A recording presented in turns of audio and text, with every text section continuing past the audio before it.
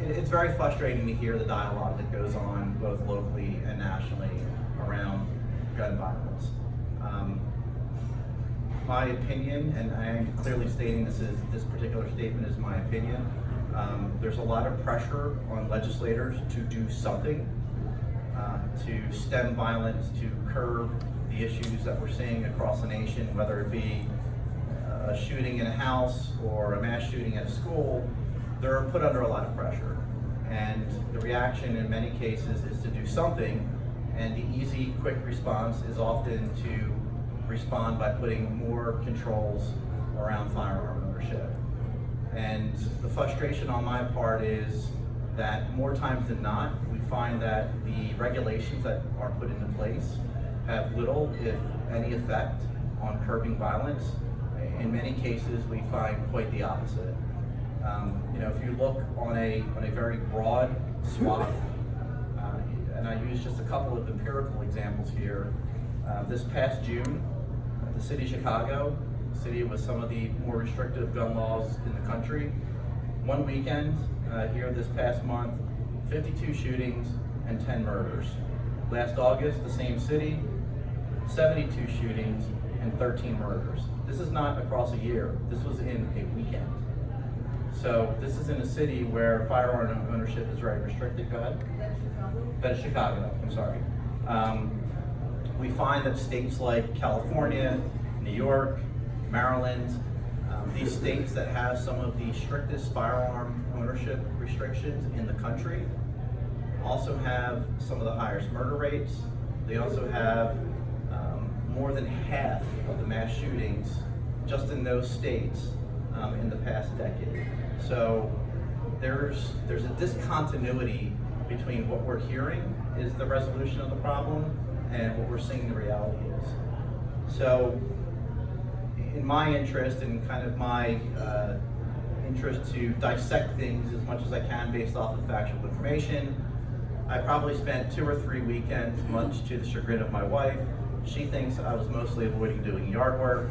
I swear it was because I just wanted to get to the root of what I believe is a critical issue.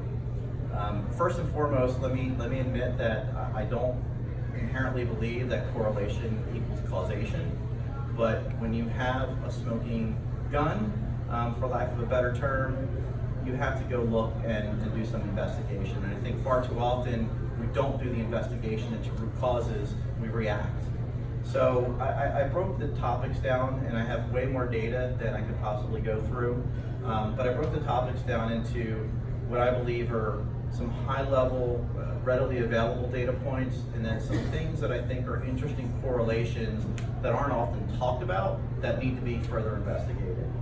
So I'll start with those, and then I'll segue a little bit into my thoughts of how those tie together.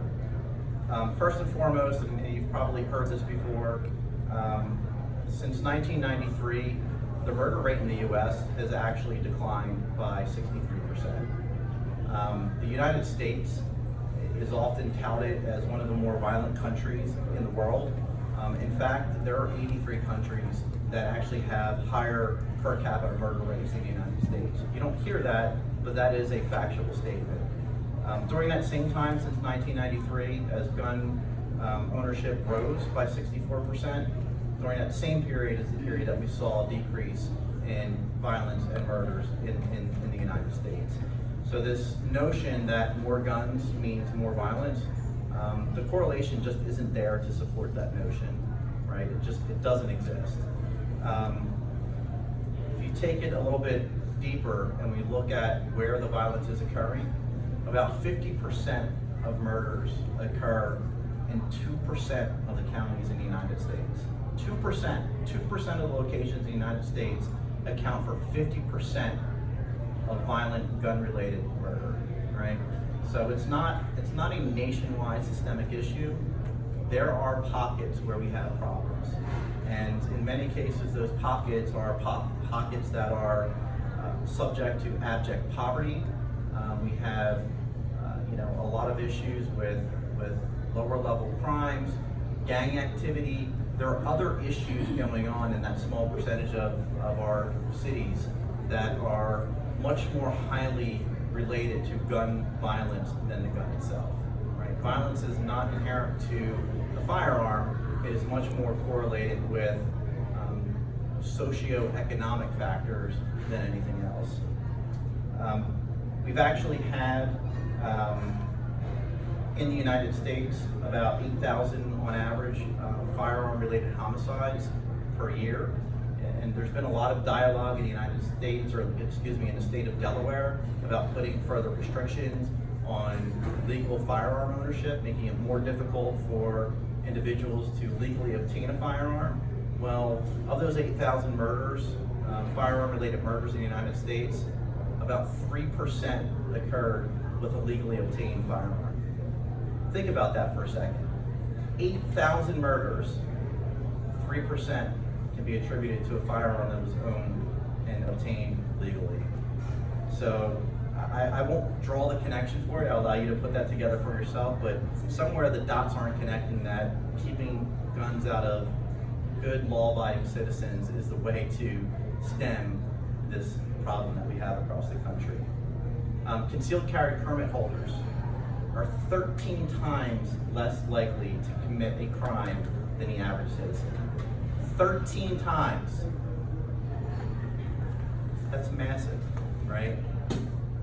And that's not 13 times less likely to commit a crime than someone who's committed a crime before. This is 13 times less likely to commit a crime than the average person in the country. Firearms stolen from a family member, right? There's been a lot of dialogue about we have to keep guns locked up. We've got this safe storage bill that's been floating around the state. Less than 1.6% of the time, a firearm is stolen from a family member and used in a crime. 1.6% of the time. So we're nipping away at 1% here, 1% there, and it's my belief that we're not addressing the big systemic issues. And it's not because we're not aware that there are big systemic issues, it's because they're tough problems to solve, right? Poverty is a difficult problem to solve, right? Crime is a difficult problem to solve. Something that's not often talked about, you'll never see it in the news, right? I don't know how many times in the news you see someone reporting an incident where their house was broken into and they warded off a criminal because they brandished their weapon, right? 90% of the time you won't see that on the news. But if you use just FBI data, there are 67,000 cases per year where a firearm is used in self-defense. That's the FBI reported number, right? Which most people think is very low. There are other estimates that put that number as high as 2 million times per year. 2 million times per year somebody used their firearm to defend their home, to defend their family, to defend their personal property, to make sure that they were able to live another day. But you won't hear that because, I don't know, maybe it doesn't fit a narrative, maybe it just isn't, it's not popular and it doesn't get press. One of the